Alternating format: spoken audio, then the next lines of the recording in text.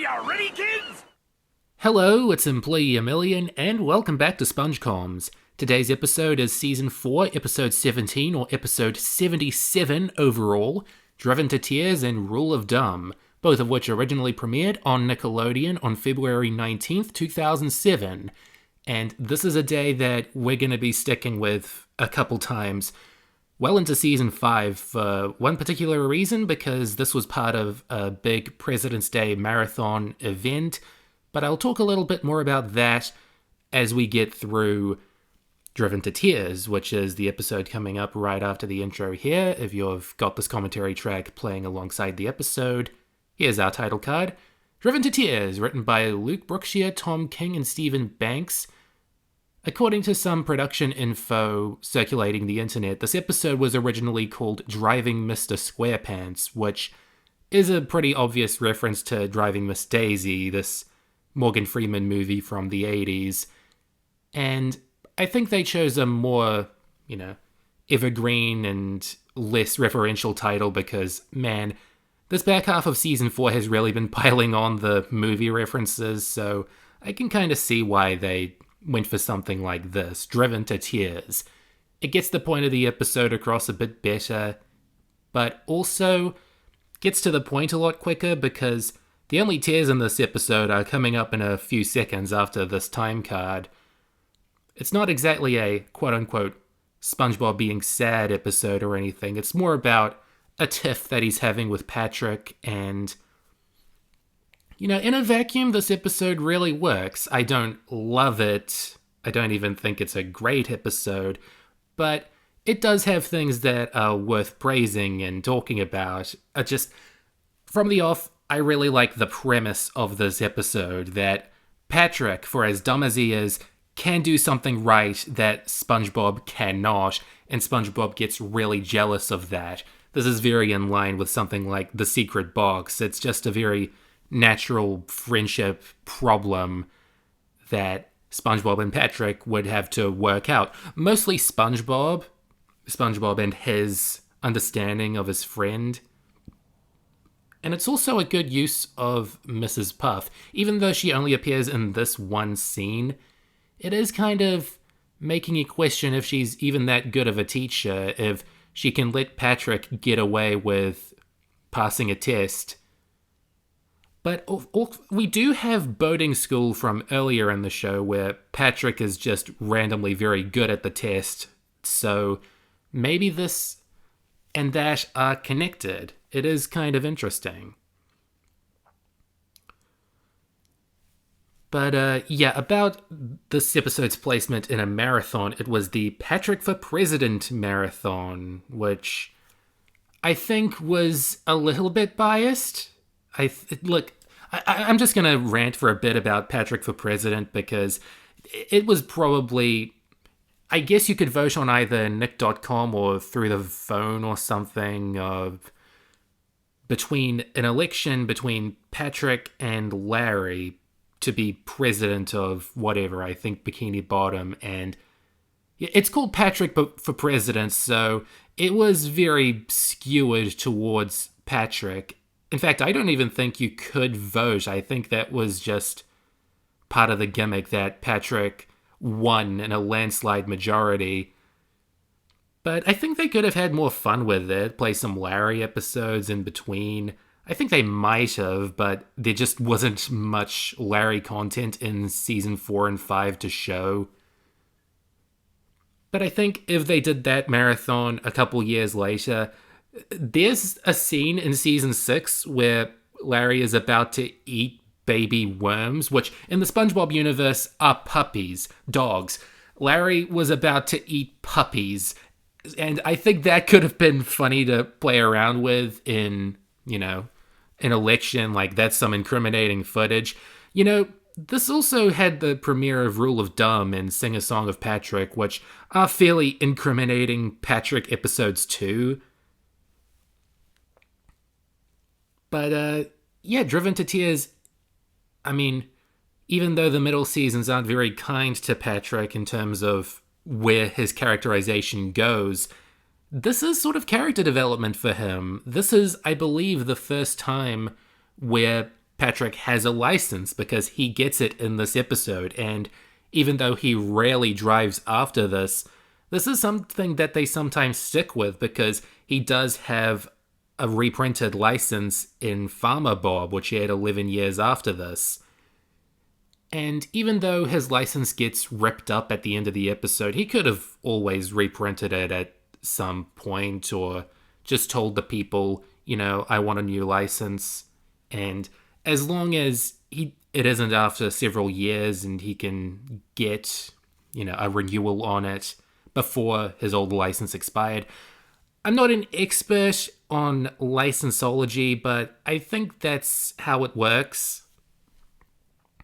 What's also interesting about Patrick's license is that there are a few close-up shots of it in this episode, but all the time their expiry date is sometime in 2003, which was 4 years before the episode even aired. And going by, the average length of a driver's license validity in the United States, you could say that this episode is set in 1995 because it's about 8 years from what I've read. But I'm not 100% sure on that. I'm sure they didn't want us to read too deep into that. They just thought it would be funny if Patrick's license expired a long time ago, and that was just a little in-joke for reading too deep into this.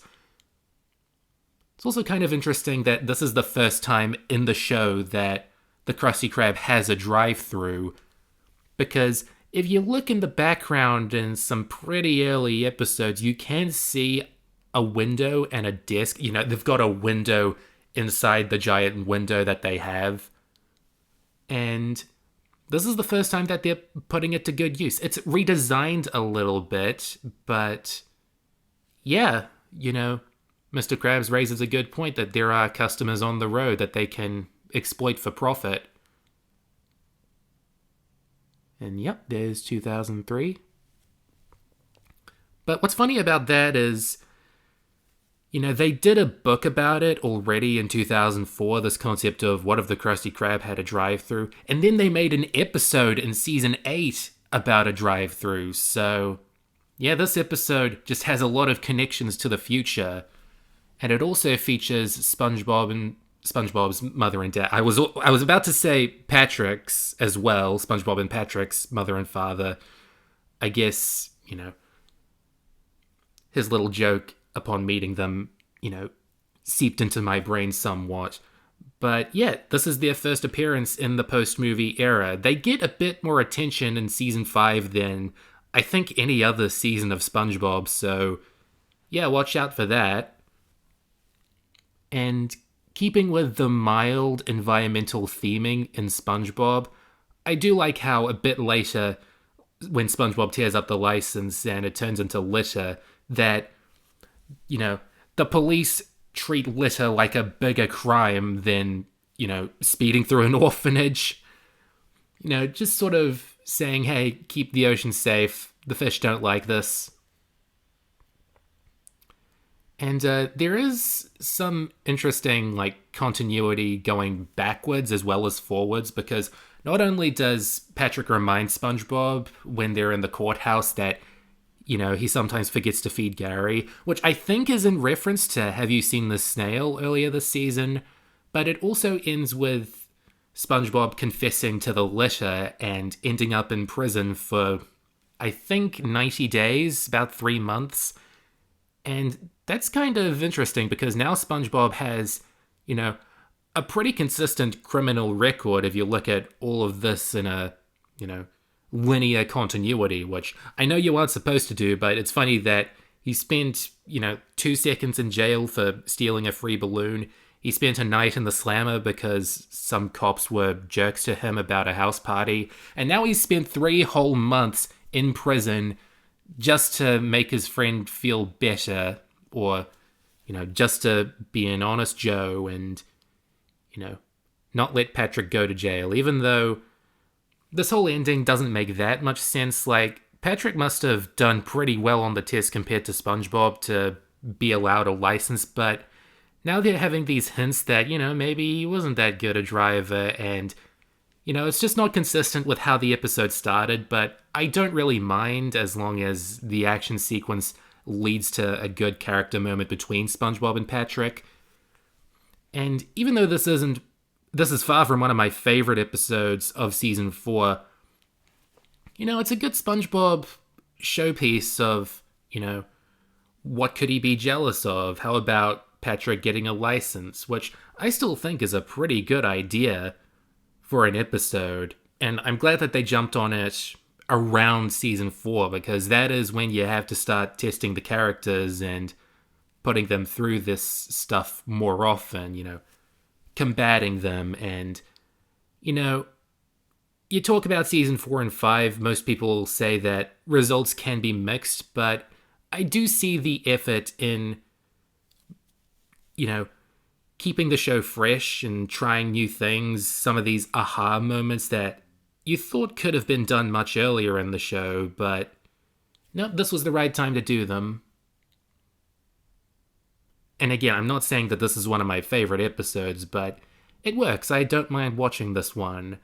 I do remember a period where I was a bit harsher on it, because you can kind of see this as one of the early instances where they're making Patrick a bit rash, but on reflection, I don't think that anything in this is, too far off form for what we know of Patrick so far, which I cannot say about the episode coming up, Rule of Dumb, written by Zeus Service, Eric Weiss, and Danny McKelly. I've never liked this episode much, even as a kid. I'd honestly say that this is the earliest episode of the show that I have always disliked. Some episodes from the first 3 seasons had bits and bobs that bothered me, but this is just one that I never really liked. I don't think that it's my least favorite so far currently, but there are just big problems with it that make it a very unappealing watch and rewatch, but also I do have to respect certain things about it, because one day while I was rewatching season 7, I think it was my first watch or the rewatch I did for my Sponge Buddy Mania reviews several years back, I went back to Rule of Dumb and I was struck by this opening. It's like, you don't get much of this in season 7, you don't get much of, these introductions that actually have energy. Things happen in an episode within the first minute. And it just made me reflect on how a show goes on, how a show sort of gets tired or declines or something, because it isn't an overnight transformation. It's just little things piling up over the course of several years that change a show for the worse. And even though with Rule of Dumb, I do think that it is quite a bad episode for quite personal reasons, I don't think that it's as bad as a fair bit of season 7, because even the best episodes of season 7 share consistent problems with each other, whereas back here in season 4, there aren't that many episodes that are sluggish and wasting your time. I think nearly every episode gets straight to the point and gives you a good character conundrum on paper. And again, this is a fairly alright conundrum for Patrick. What if, he was inexplicably crowned king of, Bikini Bottom? The whole thing with Neptune is sort of brushed under the rug. He is offhandedly mentioned, but I've always considered Neptune more of a god of the sea or some sort of deity, whereas this is a local area, so I can see why, you can do this within the logistics of the show, Patrick being king. Although I do think that it is a bit far-fetched how it happens, but again, it could just be poorly thought out on the ministry's part, that they just have one minister come in, show him this old thing from the archives, give Patrick the crown without any serious coronation, and this is how the episode goes on. That bothered me as a kid. That was always one of the things that bothered me about this episode, just how suddenly this all happens. mainly because of what it leads to, but also looking back, I think this could just be a joke about how dumb the ministry is for letting all of this happen. But honestly, that isn't really the problem with the episode. The problem to me is how mean and cruel and nasty that they make Patrick. And you can tell that's been my problem with this episode forever, because that is a problem that a kid could have with it, just not finding any of this that entertaining. And again, this is an idea that comes with age. Just as I get older, the more I notice how to fix these episodes so quickly. And I get why not all of them turned out winners, because you still have to make like 20, 30 of them a year. Some of them aren't going to be hits. But still, if I could go back in time to about 2006 and help them patch this up, my big fix for the episode is makes Patrick's descent into tyranny more gradual, because you have with these scenes Patrick getting too mean too quickly, and them bringing out the old Dunces and Dragons music, which was played for King Crabs, which is a character that you expect to be quite tyrannical, but not Patrick. Look how they massacred my boy, making him this, stupid kingly figure. And, just make it little things that pile up and make Patrick more ruthless. Because that stuff with him stealing the guy's comic book collection, that is too far too quickly, because then you've got to put up with most of the rest of the episode just not exactly, doubling down on that, but just staying at the same level of this. And I'm not even saying that this would be the best episode ever, if that were the case. I'm just saying this is just a normal way to have plot progression, just have rising escalation.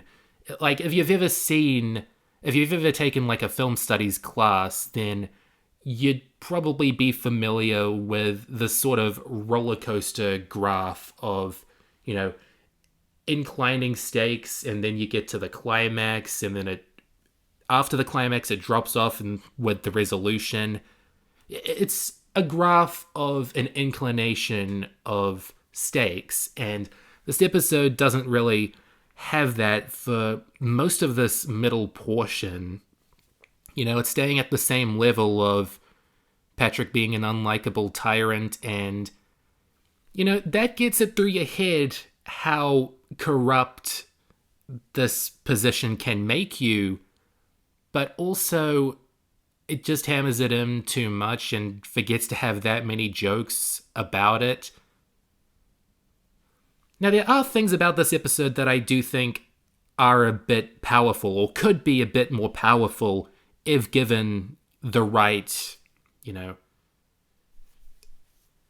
stakes and circumstances and payoff. I do think that, Patrick's mind completely breaking and yelling at SpongeBob, and that's the final straw of SpongeBob leaving. That really could work as this big dramatic moment, but because SpongeBob, for some reason, is so blind to how ruthless Patrick is, it's like you didn't mind until this started affecting you personally. And of course, the scene I've been talking over through all of this is basically an excuse to mess with Squidward's house again, make Squidward angry and agitated, and although it does work that Squidward is the one who notices and just sort of points out that, Patrick is bringing it too far, it still doesn't really save the episode. It's not that funny. And to go through the rest of the scenes of this episode after SpongeBob leaves, I do kind of like the idea of Patrick seeing himself in the mirror as this monster and breaking out of it. It's just more ugliness on top of how ugly Patrick has been acting, but at least it could bring the episode into a new direction. But before it can really sink in for Patrick, the minister comes over, reveals that there was a coffee stain on it, and that Gary is actually the king. Not only is that a here we go again ending, but it also reveals, either accidentally or intentionally, that Patrick and Gary are cousins now, which, I've never really paid attention to how close starfish and snails are in terms of the genealogical family tree, but they must be pretty distant. I can't really see how that makes too much sense, except for this womp womp ending where, maybe Gary could, abuse his power somehow. I mean, later on we do see in Sponge Out of Water that he does make for a pretty nasty king himself, so maybe this is brilliant foreshadowing years in advance, or maybe it's just a dumb ending for a dumb episode. And in terms of fun facts, I haven't got too many. As I said, this episode reuses some music from Dunces and Dragons, and that must have been easy on the composers that, they've done all this medieval and royal music already. They could just have the guys repurpose it for this episode. And also, in the scenes between the outside and Patrick ranting to SpongeBob inside the rock, you do have an error on the bubble transition. Those popped up a few times if you did some frame-by-frame scrolling back in the pre-movie days, but they became a little less common in the post-movie days. But this is one that slipped through the cracks, and it reveals that the scene outside of Squidward's house being, toppled by the cranes was animated around May 26th, 2006. So it's good that we have some alibis for the rough draft team, but yeah. This episode will always hold a certain, dim place in my heart for, just not being one of my favorites, but maybe you think differently, and, I like to hear it. So that was Driven to Tears and Rule of Dumb. What a downward trajectory, because I don't mind Driven to Tears that much anymore, but Rule of Dumb still pretty blech. Last time my question was, what's your favorite word to be invented by SpongeBob, the TV show? Angry Jack says, da Wumbo word. In Gagglenations, my favorite original word from SpongeBob used to be something, but I keep forgetting it. Matthew Leader, I learned of the word platitudinous from this episode. Foxboy Smickledorft. I was going to pick paraphernalia, but that's an actual word I picked up from the Patrick Star Show.